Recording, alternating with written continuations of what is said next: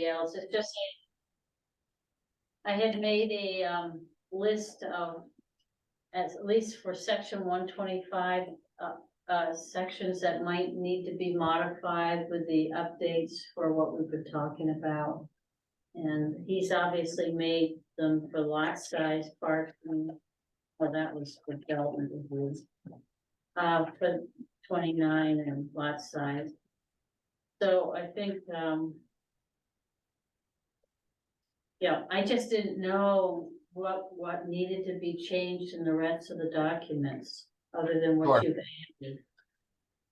Well, as you probably saw, and I think I caught you talking about it as I logged on, is it looks like you're probably going to have upwards of another year in order to get all of this right. Right, yeah, that would be good. Is that official? No. Well, then it goes to the governor next. Oh, so the Senate passed it? The Senate passed it this afternoon. oh, okay. Wonderful. All right, so the pressure's on. I don't expect the governor to stand in the way of that. Oh, And it's a veto-proof majority in both houses also, so oh, so that's helpful because I have some clients who are just now figuring out that this is something that they need to address, and you know, I don't have to go to my doomsday scenario of what happens come July 1 of this year. I hope we can get everything in line in the next 13 months, but I heard. So can these be implemented at any time between now and then, though, right? sure, yep, yeah. Yeah, I mean, the thing to keep in mind, of course, is that the law, let's assume that this stays the way it is, or on the track that it's going. The new law wouldn't come into effect for Islesboro and any town meeting town until July 1 of 24, which means that you're not required to amend your ordinances in a manner that's consistent with that until that date. But if you chose to do so before then, your ordinances would still be in place. So the one thing I want to be clear on is that you can't have it both ways, in the sense of adopting your ordinance amendments now, but well, I guess you could. I mean, you could adopt them now and say that they don't take effect until July 1 of 2024, or yeah, July 1 of 2024, but that effectively defeats the purpose. I feel like you could, you know, probably the easiest thing to do would be to schedule all of these and get these ready for the next annual town meeting. Yeah. Right. But there's nothing that prevents you from doing a special between now and then for just this reason. That's completely up to you. That costs the town money. There's no reason to go to special Yeah. if we can do it at the Sure. time. And you had mentioned before they might make more changes between now and then? Well, the hard thing to know is right. I mean, there could be more amendments. There could be, you know, the legislature is going to have another full session. It's a short session, but another full session between now and July of 24. So there could be more changes. But I don't expect there to be a whole slew of them. I think we pretty much know what to expect. There could be little tweaks around the edges. Okay. Right, and this would also give us time to maybe go through the ordinances and see if we have any other updates. I know shoreline zoning, they now require photos taken Yep. before and after cutting. Correct. And I don't know if there's anything else we need to update, but, There are, I think.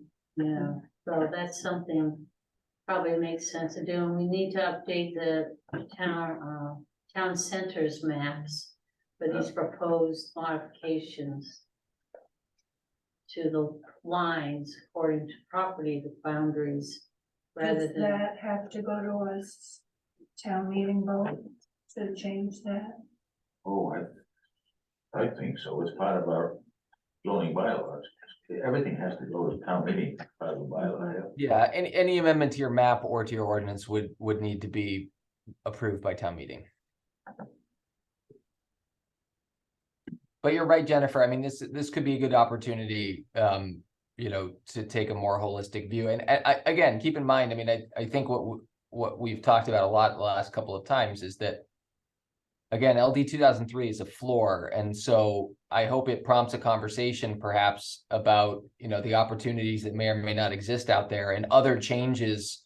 What we've tried to do here is effectively the bare minimum to bring you into compliance when that implementation date comes. But that's not to say that you don't want to do more. Maybe it does, maybe it doesn't. That's more for your discussion. But now, for better or worse, you've got time in order to make sure that everything works properly and to perhaps make more changes than we've proposed at this point. Okay. So I guess we could go through what you sent along just to get an idea of everybody's thoughts on. You're right, it was very minimal what you've done here, which is great. So the first one was section 125.29.1 Town Center District. And you just added language stating, notwithstanding anything in this code to the contrary, residential lots within an affordable housing development as defined in this chapter and subject to the performance standards contained in section 125-61 shall have a minimum lot size of 8,000 square feet per dwelling unit.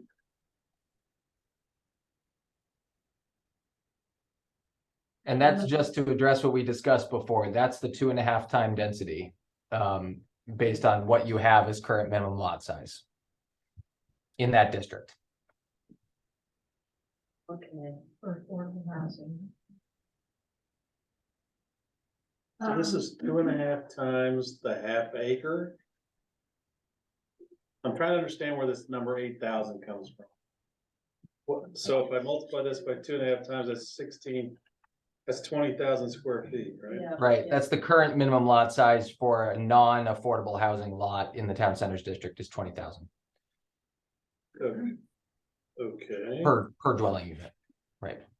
Yeah. All right. Well, there's also something in the town center's ordinance, can't exceed 70% lot coverage.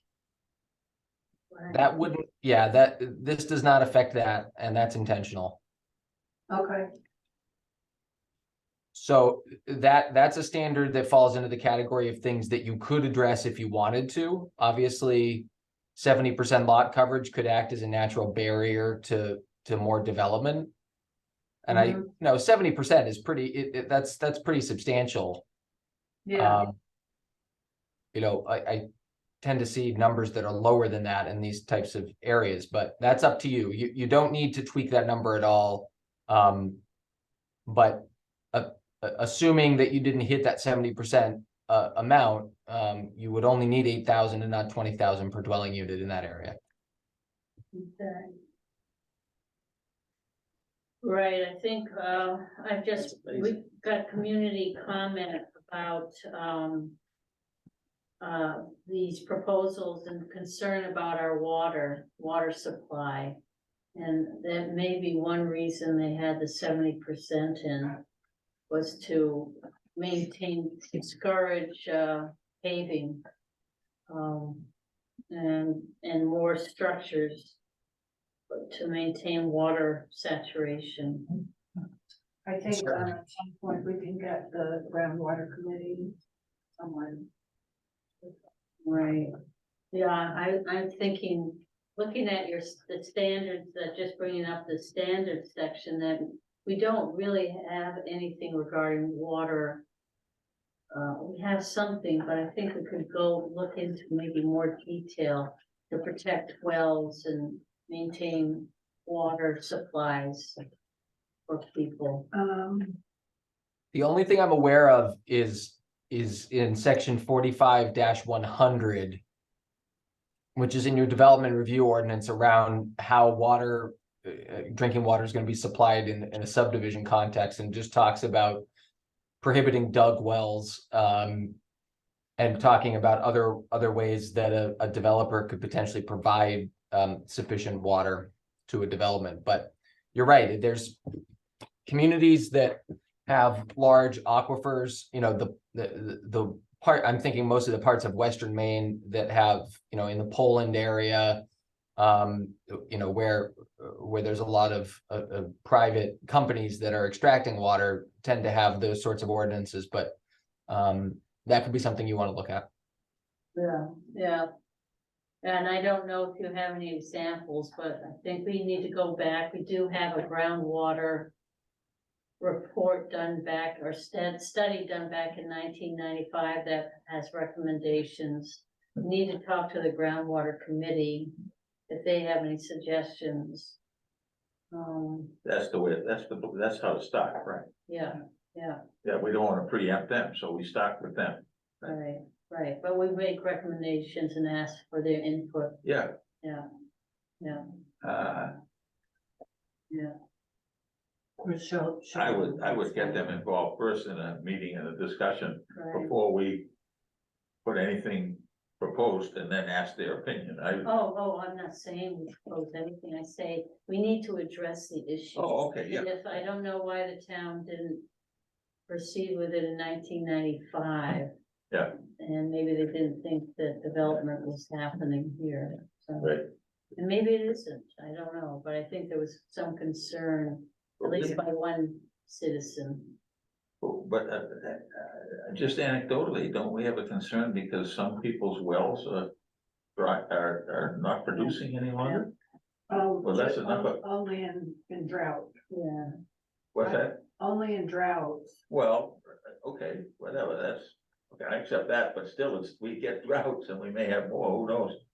So anyway, that's a good reason to look at it, just because we do have some instances of wells failing. And they monitor, they have certain wells they monitor Yeah. across the Yeah, island. okay, so they will really give us some good information. Yeah. Great, thanks, Isabel. So, do we know how or to what extent our aquifer recharges? We know it recharges some, but.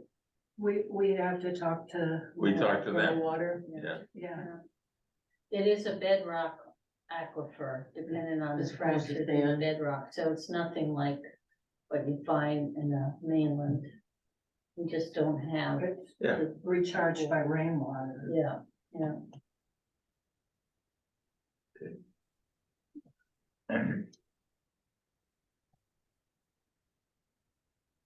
So does anybody else have any comments? Rick, do you? I got a question or two. I'm assuming this is your work here, see if I can get the right reference, so I'll be on the same, 12561 affordable housing development. All that A, B, and C stuff, Right, right? yeah, Well, if you look in B, it defines what, 80%, 30-year, all those numbers, right? Jennifer sent out an email today about what the State House is doing with LD 2003 and then whatever PL 2021 is, chapter 672. Did you get this? Did the lawyer get this? no, did you, it was just an update from the DCD. Well, I guess where I'm going is that there are different definitions of what constitutes affordable housing development. I'm wondering if that needs to be cleaned up, or if there's one control over another.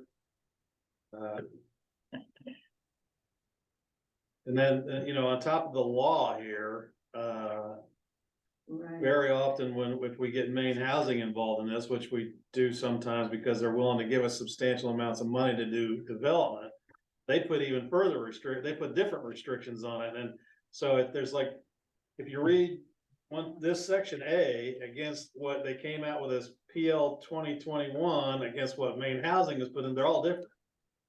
So it gets a little confusing to me as what controls and what an organization like IAP has to do as far as who they can rent to. Like in the LD 2003 is saying that 80% of area median income, 30% for 30 years. The two new houses we're getting ready to build with Maine Housing, it says 80% area median income, no more than 30% for 45 years. This PL 2021 says it's way more liberal. It talks about, where only 51% of the units in your housing development have to have that 30%, monthly income cost. So it's like, I'm like, well, which one applies to me, type of thing. Well, so first of all, those two definitions are just taken straight from the statute. And I think, I still think they're in line. I mean, an affordable housing development is only defined as one that where the majority of the units are affordable. So that's the 51%.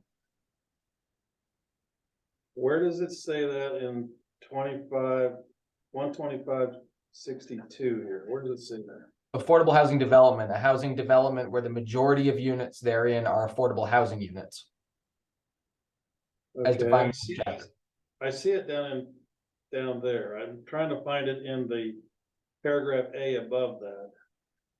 It just, the owner of an affordable housing development, that's what it says.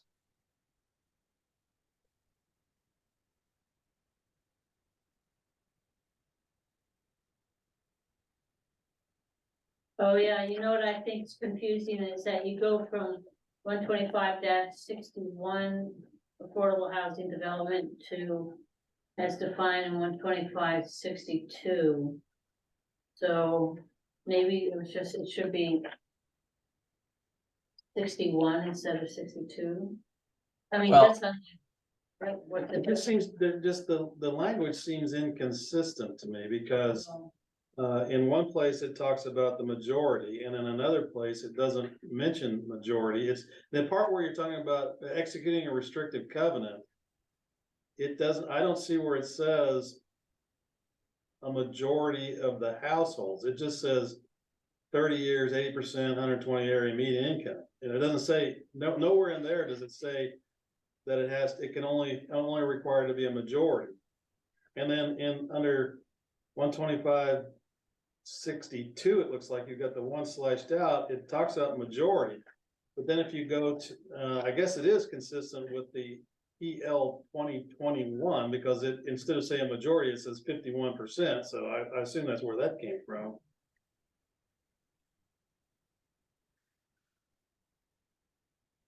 Yeah, It seems there are three paragraphs here that which are kind of saying this, talking about the same thing, which don't say the same thing to me.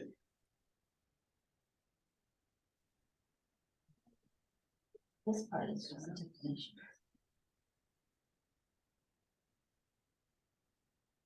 I mean, I'm happy to suggest new language, but what it does say at this point is that in the case of an affordable housing development, which again is the statutory term that we have here, which is affordable housing development is any subdivision or development where the majority, so 51% of those units are going to be affordable housing units.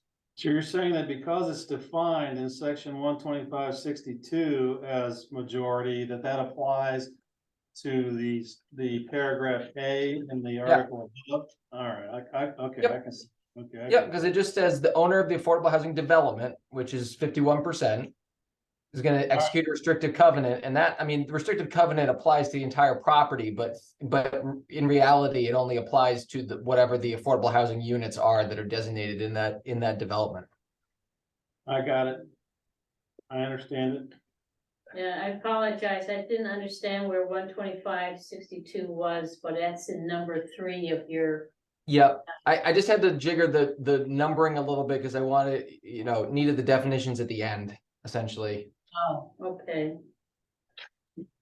Yeah, I honestly haven't had a chance to compare all this stuff, and now knowing that they changed the wording in the amended, or did you change it once you got this amended? LD. No, it was just a happy coincidence, I suppose. Okay, But I think they were just trying to provide clarification in this is what am I meaning to say?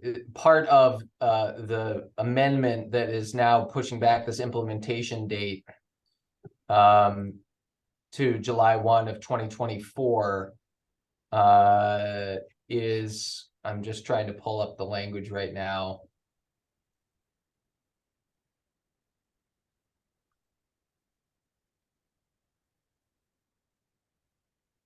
I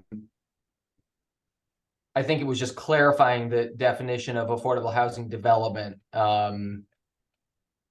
So that's pretty much it.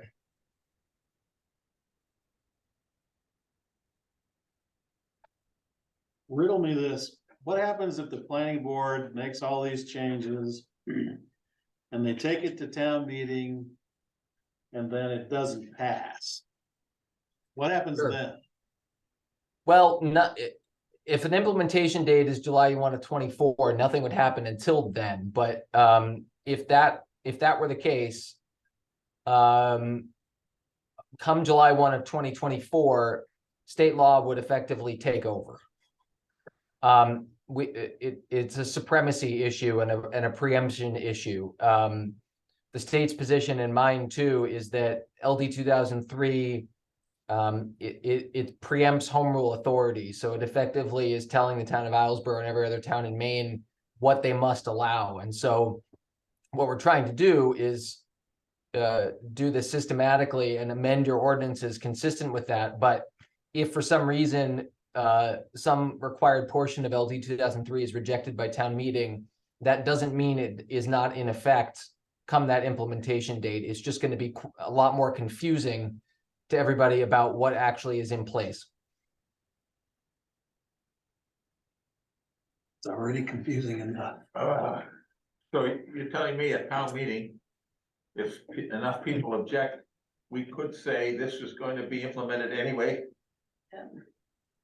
Yeah, for most of it. I mean, again, I haven't added anything to these amendments that isn't required by LD 2003. So yeah, that's See that from the get-go and. yeah. Yeah. Okay, well, I've never heard that in a Yeah, town meeting, issue before, but wow. Yep. That's why it's been raised so many eyebrows, this law. It's mandated. That's why It's mandated, in other words. Yeah, and Yep. how you present it, like Isabel was saying, is basically, we can go further, but this is what state law mandates. This is what we Yeah. have. to do. Yes, Okay. this is what we have to do, and here's how it is tweaked typically for Islesboro, if it is tweaked at all, Well, for town centers. Except we haven't decided what the final product is. We may suggest that something is more rigid, more That's what you restrictive said. than is mandated. Yeah, that's what, That's an interesting, situation.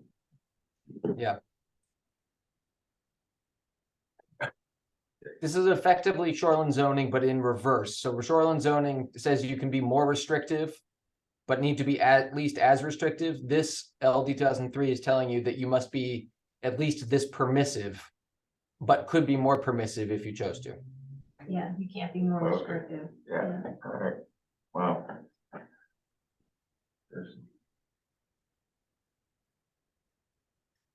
So I guess Dawn, I don't know, I would think we have to update our land use table as well for this section. I haven't gone through it though, but maybe just some of the language. You could, if you wanted to, add affordable housing unit as its own use, but I don't think that's necessary, or it's not necessary. You could do that if you wanted to clarify. I haven't done it at this point, Okay. but Okay. I think what you have here will do what you needed to do, regardless of whether you change the land use table. Well, I read through it, I didn't see any necessary changes.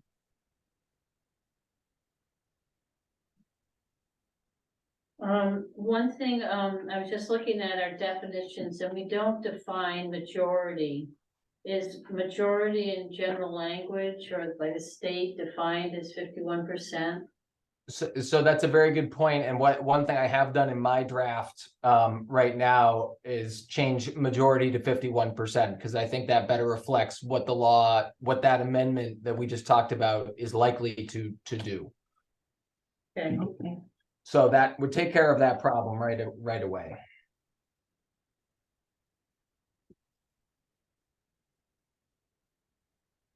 All right, good. Any other questions regarding this section?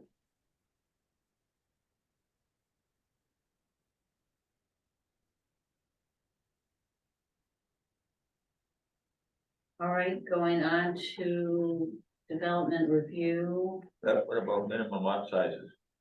Oh, did I miss? Well, it's the next one down after town centers district. Ooh, you're right. Sorry, we're jumping all over.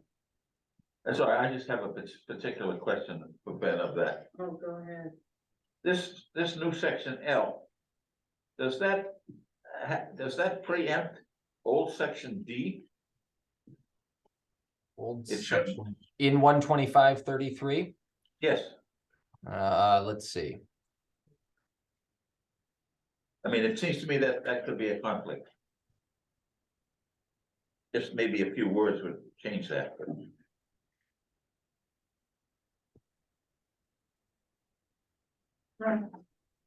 In 125-33, item D. yes,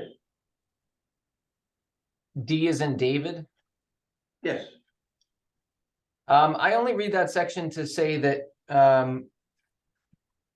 that you can enlarge a lot by acquiring abutting property, even if the effect is to create a new larger lot of less than 1.5 acres. I don't see that as in conflict. I think that's a different concept. No, I know the concept is different, but the language is difficult. L says, except for lots located in the town center district. That's what it says. Each lot must provide 1.5 acres for each dwelling and a unit proposed to be constructed therein. Right. As it is now, if you have a lot which is less than an acre and a half. All right, and let's say in fact, I just did this a few years ago, that's why I know it. If you have a lot that's 10,000 square feet from way back in the 40s and 50s, when people were putting little cottages on 10,000 square feet. And you own the abutting property, which in this case I did, I could increase that lot to 1 acre. And put a house on it. To just 1 acre? Yes, that's what this says, read it. And so I'm asking whether that, No, it's 1.5 acres for D. There has to be a minimum of 1.5 acres. If you're trying to bring up a non-conforming lot, I would think. no, a lot of less than 1.5 acres may be enlarged by the acquisition of abutting property, even if the effect is to create a new larger lot of less than 1.5 acres. And what happens is that and there's another section which says that it has to be a minimum of 1 acre if you do that. So it looks like L is saying that you can't put you wouldn't be able to put a dwelling on that lot. It's very unusual and very unlikely, but it's still something that I'm asking the question. Yeah. You And maybe, understand what I'm saying, Ben? No, I follow you completely. I'm not aware of where the other language is that talks about needing 1 acre to add a dwelling unit. This wouldn't apply necessarily to non-conforming lots of record. yeah,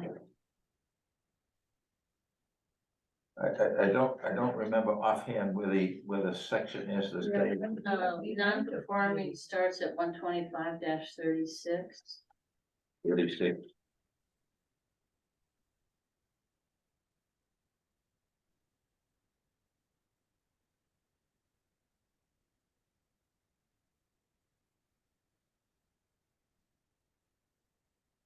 But there has to be a building on the site already, I believe. To build onto a non-conforming. I'm sorry, I can't find that right now. I'll research that and bring it up at another point. 'Cause I know No, that it's not the intent to flummox with any existing non-conforming lot of record provisions or things similar to that. That language is only meant to clarify that if you want to build 2 principal structures on a lot, or you would need 1.5 acres per dwelling unit, so 3 acres total. that language didn't exist and still doesn't exist in your ordinance as it currently states. So yeah, if you can find what you're referencing, we're happy to take a look and make sure that there's no conflict there. Just wanna make sure of that, okay. All right, and so should we have a definition or somewhere in terms of principal structure and 1.5 acres? What we're missing in our ordinance at this point, I think he has that. is that what's? That's under town, oh, I see, so that will solve the situation that we don't have a definition defining minimal of what a principal house lot has to have. Right now, what you have are minimum lot sizes, period, which is good. But all that does is establish whether or not a lot is buildable. It doesn't establish whether or not you need additional, land to build more than one dwelling unit on that lot. And so we wanted to clarify that point. So You could choose not to. You don't have to have that sort of clarification there, but I think it might be important. Okay, So thank it's you. 1.5 acres per dwelling Per unit. dwelling unit, right, because the way LD 2003 can be read is that as long as if you didn't have a minimum lot size per dwelling unit provision in your ordinance, a lot could be read, a lot that meets a minimum lot size, but just barely, so say 1.51 acres could perhaps be able to take advantage of the increased density that's available under LD 2003. And you may not want that because you'd be thinking about building multiple principal units or a duplex or something like that outside of the town center district on a lot that is effectively 1.5 acres and not 3 or more.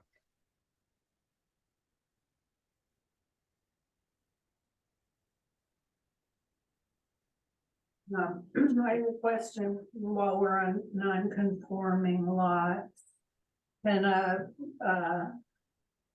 house on a non-conforming lot have an ADU? Is that- Yep, it would need to meet, the ADU would need to meet all other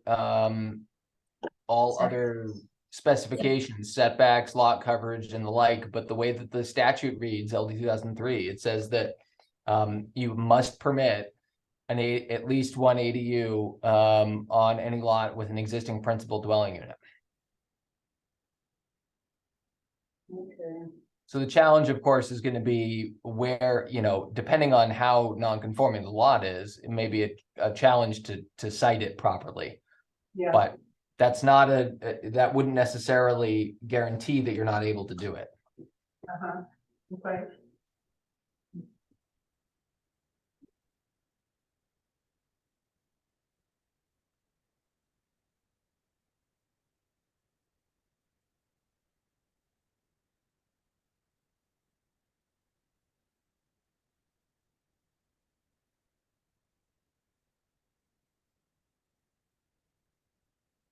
So did we need, well, that's right, we already updated the ADUs. I'll quickly one for Jess. But we have to make some decisions about a couple things, right? The ownership and the maximum size.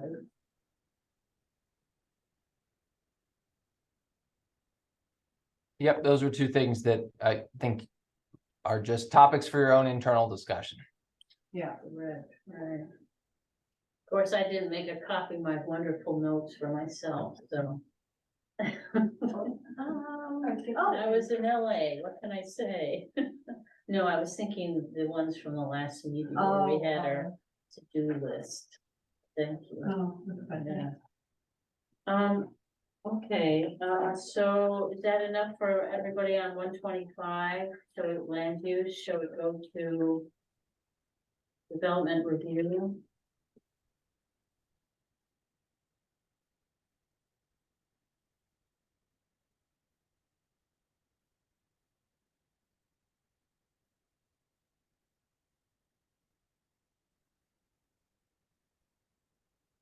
Again, development, the changes here are extremely minor.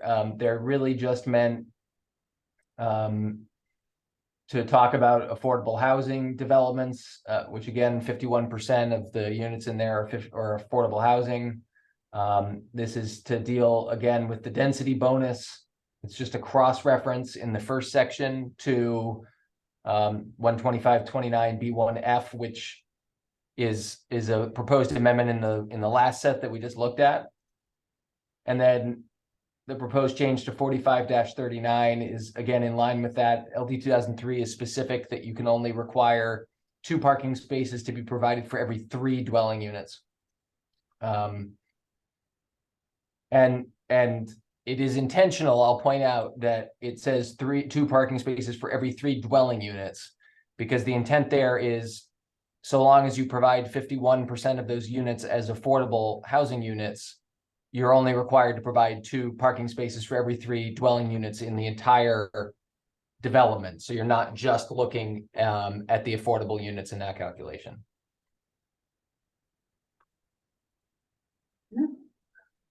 Confusing. Yeah, my head is still in that way. I know, it could have been clearer, but we're taking and making the most out of what we're given.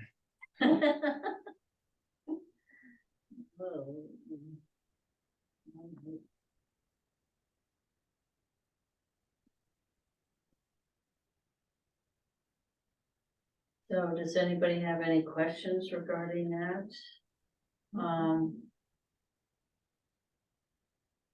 So affordable housing then, would that come under, I was wondering about cluster developments or anything of the like. It's just, if it's outside, oh no, affordable housing can only be in the town center. Right, yeah. But What do you mean affordable housing can only be in a town no, center? it None of our it houses doesn't are- get the 2.5. Yeah, there you go. In the, That's 'cause- Yeah, that's this, right, that's the distinction. You certainly could, if you wanted to, recommend allowing these types of bonuses in all areas of town, but you're only required to allow them in the designated growth area, which for the town of Islesboro is the town centers district. Alright. That's why I've been coming to every meeting going, put these 3 lots in there. 'Cause that's why I'm here every time doing that, you know? Well, I think that'll happen. Yeah. It's just a matter of when. Yeah, you know, Well, I mean, to change town centers, you gotta do it at town meeting, right? Hmm. Okay, so Right. there's your answer.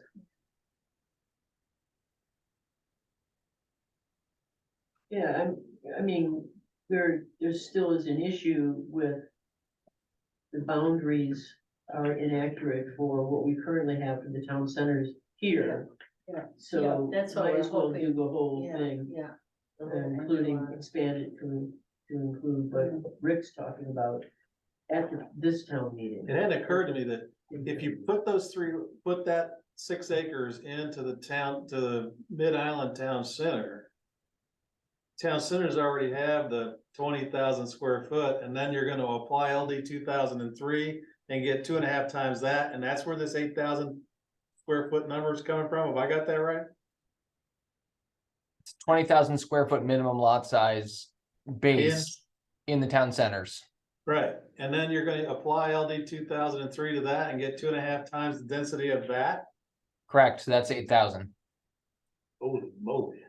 But you have to have the soils. Yeah, well, I mean, that would open that up to however many septic systems we could figure out how to get on there. Mhm. Right. Plus we'll all be long gone before IEP could come up with money to build that many houses anyway, so. Right. Hmm.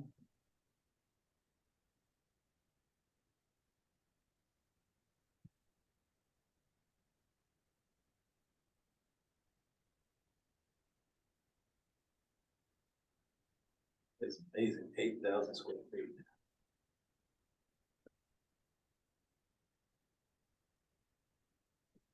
I ask a clarifying question about the issue of water on Islesboro. Is there any way that we can get, I agree with Roger going to the groundwater committee, but is there any way we can get a study of what's been done in other municipalities with a similar issue? There aren't gonna be a lot of them.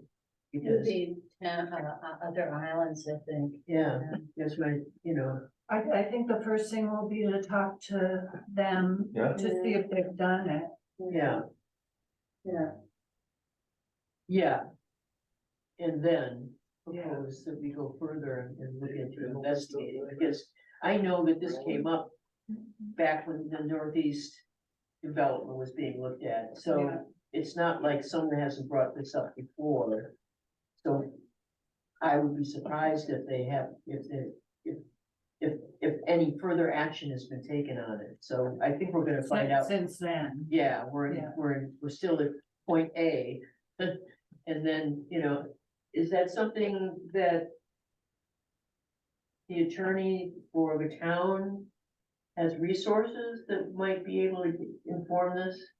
Are you following what I'm asking about then? I am. I don't have those resources available to me. I can definitely do some research if that's, or your groundwater committee could probably do that research as well. Yeah, we certainly don't wanna go forward now, but I'm just Yeah. curious. Just harking back to the past, when They may already this have was these all answers. came up in Should ask. spades and nothing has been done, I don't think, since. So, yeah. But, Ben, correct me if I'm wrong, but I believe that LD 2003 effectively exempts a community from all of this if it can't support, if it doesn't have enough potable water to support this kind of growth. So, yeah, in a way, I mean, every single one of these provisions, these additional density allowances is still subject to the CEO signing off on the fact that there's sufficient sewer and water capacity or septic capacity for all these developments. So it's not a foregone conclusion. There's still going to be, the need to demonstrate that. I think we, to protect ourselves in case, like 10 years down the road, we start running out of water all over the place. Maybe we should put some of this language in now, just to protect ourselves in the future in case we need it. Yeah, I think we need standard, we have nothing in terms of along that line. But I think Ben aren't you saying, Ben, that judgment is made at the time of the application, and if the the code enforcement officer says or thinks that there's not enough water, then we don't have He to has do no the permit. information, he has no information, we haven't asked for anything, he has Yeah, nothing but to in the support. future, I Yeah, don't see how we can yeah. add language to this that preempts what's gonna happen in the future. The future is the code enforcement officer who makes the determination Yes, whether. but he relies on the ordinance. But is this not? No, he'll rely on the data. What day, unless we require the data. He would require the data if he was on the job. well, I It's mean, in here some. there's also the issue. Sorry, Ben, I thought I was saying something that was fairly evident. No, that's okay. I mean, to clarify what you have right now and what you don't have. So the section on ADUs does include, this is standard statutory language that says that prior to the issuance of a building permit, the property owner has to submit verification that the proposed ADU is connected to adequate water and wastewater facilities. And there's standard statute that talks about what that means, and that's referenced there. As it stands, I mean, the same would need to be the case for affordable housing for that additional density.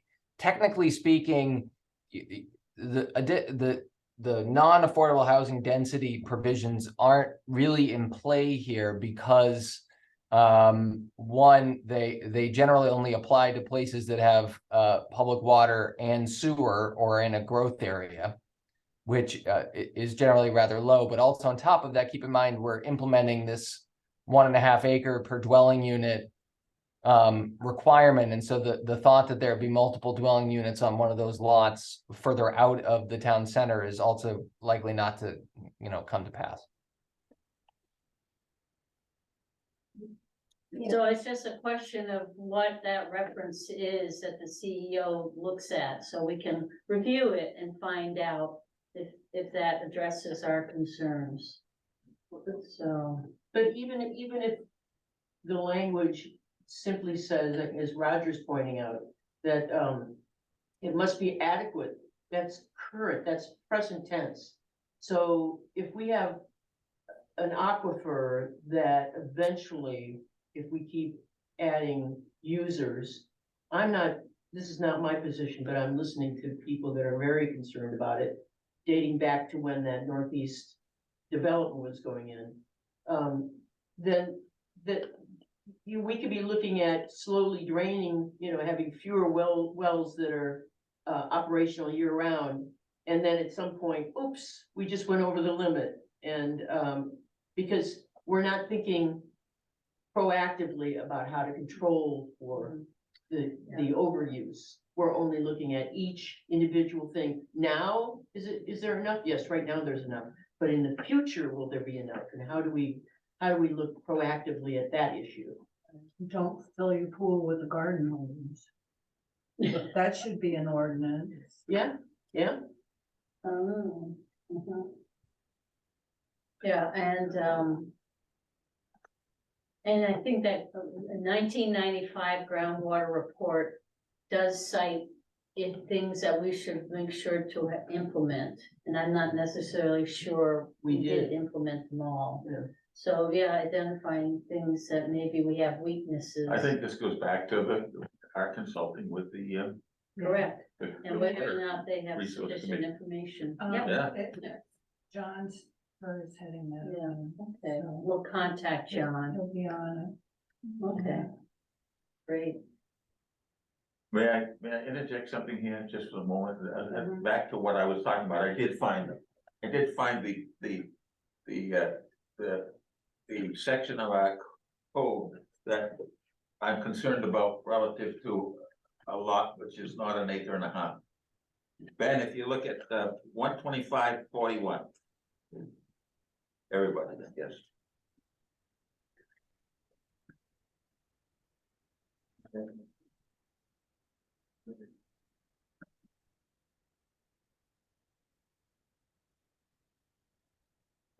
What that's saying is that that you can find an instance where you could create a 1 acre lot. And what all I'm asking is a simple question. On the 12533L, this says that you can't have a dwelling unless it's 1.5 acres. So should that be clarified, reference back to 12541?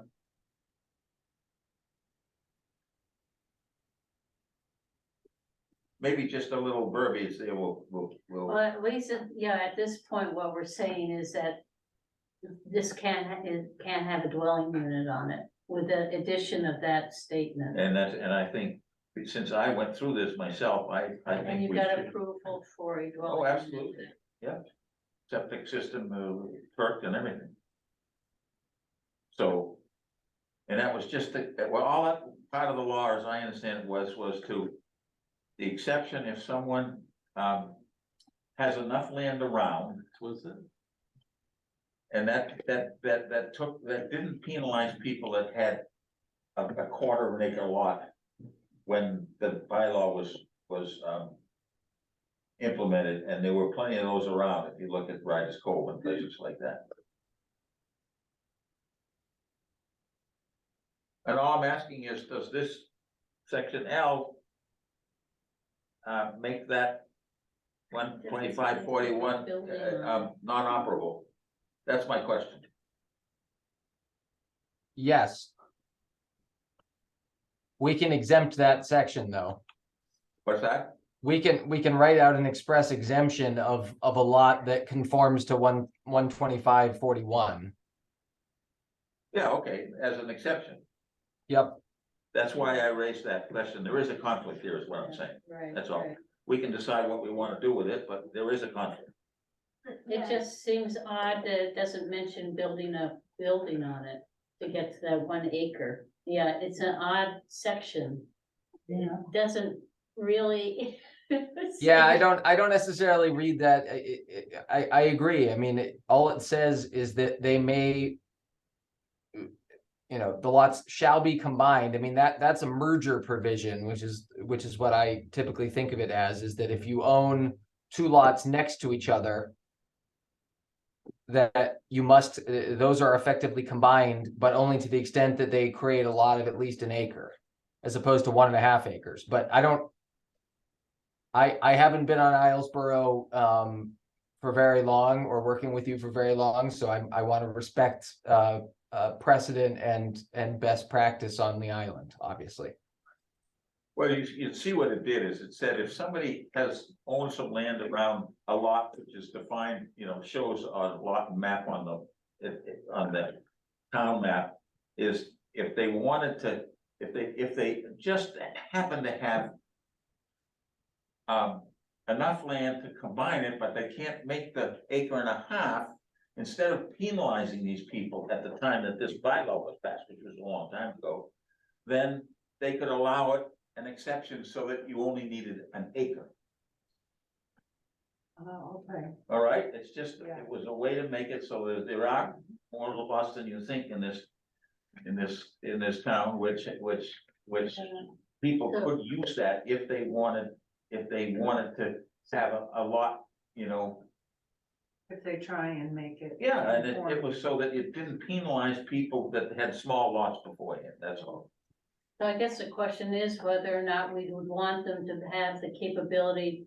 Well, maybe it's just the subsurface wastewater rules and other setbacks would limit whether or not they could expand an ADU. Yeah, absolutely, Yeah. the technicalities of what you have to go through to get a building permit would still apply here, right? Yeah, Right, but Yes. you can't, if you can meet those, you can't have an ADU on a non-conforming lot. Right. Yeah, you can. Anyway, I just wanted to point that out, because I personally had that experience. So can you have it in a non-conforming lot only if you add more acreage? I don't think so. No, So then the acreage isn't necessarily, for an ADU. If all the or you mean setbacks, for a regular building? if the setbacks are met. And yeah, I guess, Ben, if you could just look at that section, that section of the non-conforming, just to see if we do have any conflicts and how we can possibly even update those. As I'm unclear when they say if they're under single or joint ownership of record, does that individual still own them since March 23rd, 1985? Or just the fact that somebody owned them? and Oh, no, I somebody think bought them? it had It to be that situation in 1985 when the bylaw was passed. It's not allowing someone to come in and buy property and then do it with one of What these I'm houses. saying is that person still have to own it. I just said, you have to, they would have had to have owned it back in 1985. Right, and continue to own it. And the continuous ownership, it's only to allow a minor exception for people who Right. had that situation and had enough land to do that. It's not bringing it, so anybody can do it now. It has to be land that was owned by exactly the same owner at the time that you would apply this. And I know it was just there because of owners like myself that had that situation. It was like 100 by 100 lot.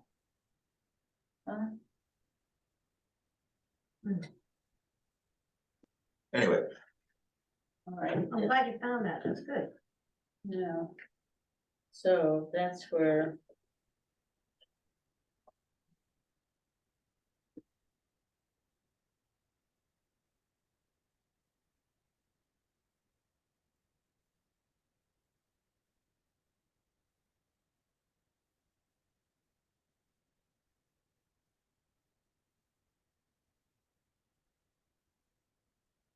Anything else I can be of help with this evening? So are there no changes here from the last edits you made for ABU? We're still working on that draft and we're Yeah, deciding- I didn't send anything new on that. Okay, Right. and then for those, we're just deciding on, Size, maximum size and the ownership thing. yeah, yep, okay. All right, That's it. Okay. And so you said that in terms of this section in the LD 2003 or the rules about dwelling unit allowance, that our ordinance already, and with your addition of that language about dwelling unit 1.5 acres, that any additional dwelling units added to a lot must meet the 1.5 acres. So we don't have to do any modifications of that based on their dwelling unit allowance section 3. I know. I Of just got- of LD of 4364. Well, it's believe. in their, chapter 5 of the rules. I'm not sure what you're looking at, Jennifer. I'm sorry. It's in, the rules, Yeah. 19-100, chapter 5. It's what they developed from LD Yep. 2003. Let me just pull those up.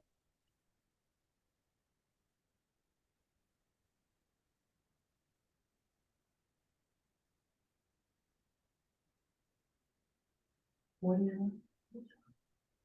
It's, do you have the, section 3? Keep going. Correct. Yes, so, these rules in section 3 are what would allow additional density on lots, depending on what's there already. If those lots are either in a growth area or, have public water and sewer. Oh, okay, so they have to have those. But what we've done essentially is to clarify that outside of the town centers, you need 1.5 acres per dwelling unit. So that would clarify that notwithstanding any of this, that's the rule that still applies, and you have much smaller allowances in the town centers district already. Okay. Do we need to change, should we change what we call town centers to growth areas? No, We need to- no, I mean, they are one and the same for this. I mean, a growth area is a term of art in Maine planning law. But the town has, through its comp plan and how your zoning ordinance is structured, identified that zone as it's sort of laid out in your zoning ordinance to be your growth area. And so I think that's perfectly fine. Okay.